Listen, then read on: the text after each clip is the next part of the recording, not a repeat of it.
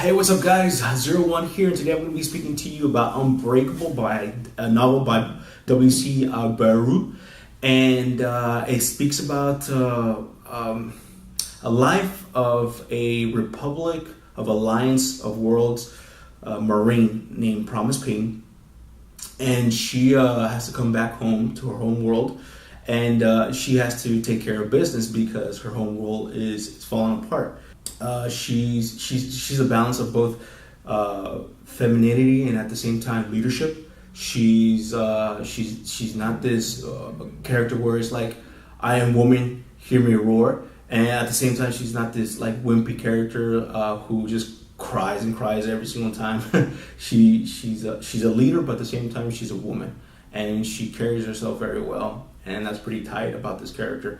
Another thing that I can say about this novel is that it has a very the author did a real good job in bringing the world or the universe that he created to life, because there's always something happening, not just politically wise, but also military wise, and not just military wise, but also relationship wise. One good example he did was the relationship that Promise's parents had with each other, her mom and father. That was very well done because they both have different philosophies on how to actually deal with certain issues, and she's conflicted with that, so that was pretty cool. Also, the Marines that come out in this novel, even though sometimes you don't know too much about them, you still know enough about them that you care about them, and you want to know more about them. But certain things happen that little by little, things just start getting worse and worse and worse in the novel. And I really liked it. I liked it a lot. I was just like, man, this is a pretty cool novel. I mean, it would be awesome if they had more novels like this in the sci-fi military genre. Since it's a military sci-fi novel, I was surprised that there wasn't that much cussing at all. I was surprised that I mean, there was only, I guess, one cuss word in the entire novel, and I was just like, what? So many times we as readers and we as moviegoers, we expect that there has to be this X, Y, and Z element in a film so it could be good, which you really don't. I mean, and the same thing with a novel. It has to be this X, Y, and Z element so the novel could be good. No, I mean, you don't have to have cussing. You don't have to have nudity. You don't have to have, really explicit scenery of blood and gore and, guts. And that's another thing that I could give props to this author, is that even though there's a lot of action scenarios, he doesn't really spend too much time on the blood and gore. Yes, he does describe that there's blood, but at the same time he doesn't go too much into detail on how it looks like crimson red with the organs of the individual popping out and everything else. And another thing that I so much approve of this author was that he didn't glorify war. He saw, like, he himself was telling the audience, look, just because this is a sci-fi military novel doesn't mean that war is fun and war is great. No, it causes a lot of destruction. It brings a lot of hurt to different families, different individuals, different friends. That's one of the things that I got from the novel, was that war isn't fun. I mean, yes, there's action scenes or action scenarios, but the actions of the empire, or the leader of the empire, also affect the many lives that the citizens of that empire. And the whole situation between Montana and the different two empires that are rivals, the Lusitanian Empire and the Republic of Aligned Worlds. They're basically two empires that are not at war with one another, but they don't see really eye in eye. And this is kind of like the catalyst. This novel is kind of like the catalyst of them actually heading to war. For example, the Republic of Worlds, Republic Allegiance of Worlds, have messed up in the past, and it shows in the novel that they messed up in the past with different rim worlds, or worlds that are kind of far away from civilization.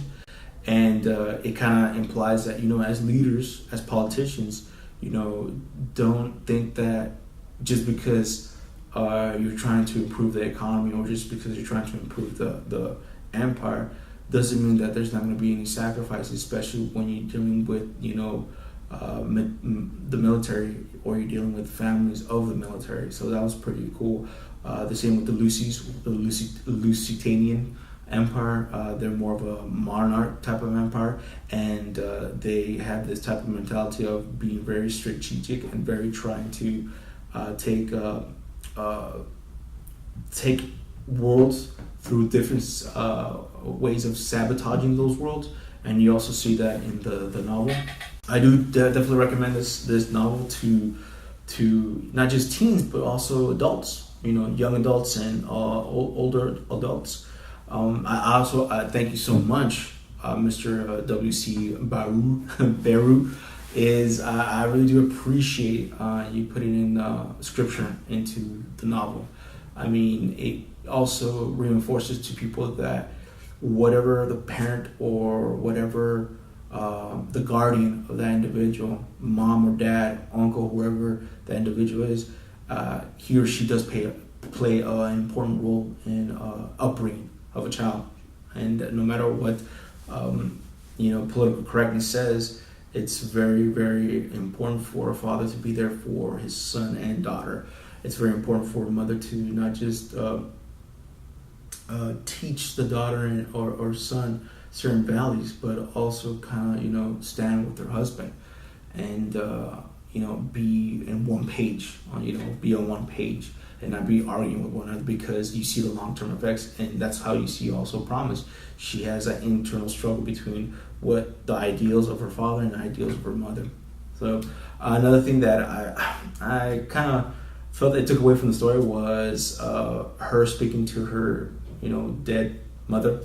If you actually look at throughout time in history, anytime a person speaks to a dead relative, it's not really that relative. It's actually a familiar spirit or unclean spirit that takes the form of the individual. But you have certain chapters where it was like the action already started a long time ago, and you're kind of the reader's just barely arriving into the middle of the action, where it's like you're like, oh, what happened? Because from one chapter to another chapter, it's already like the ship Absalom, the warship Absalom was already breaking down, and I'm like, well, what happened? I mean, there was supposedly going to be a battle, but I just arrived there to the end of the battle instead of being there throughout the battle. So that's one of the things I noticed about the book, that it skips days, or it skips certain scenes where it was it would have been pretty good to actually seen that, but I don't know for what reason WC didn't want to put that. Those are the things that I really kind of felt hindered the story to be a really good story. Even though it's a great story, it's not that, it didn't get to the point where it was like, man, this is a must read. You have to reread this book again and again, because it's such a exciting novel.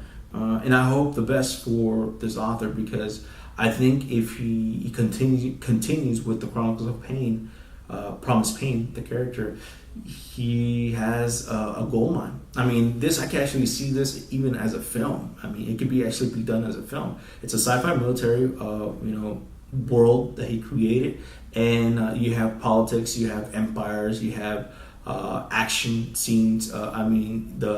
Some of the characters like Gunny or Maxie and or Fitzhold, Van Peak or Van Pike or something like that. Those Marines, you really care about them. And even though you kind of when you read the story, you somehow go into battle with them, and you see the after effects of the battle. But thank you so much, guys. I definitely want to get your input on what the novel meant to you. What is it that you felt like he could have improved on, or what is it that you felt that it was lacking, or what is it that you loved about the novel? Because for me, Promise Paen, I loved her. I think she was an awesome character. I think she was an amazing leader. She had her humanistic side. She wasn't just a killing machine. She showed compassion to her enemies, and that was pretty cool. And it shows that she wasn't the type of person that, she's trigger friendly. Like, in other words, she just wants to be blowing up people right and left. She understood that, whenever she as a leader takes command of her platoon, there's a good chance that she might lead them to death.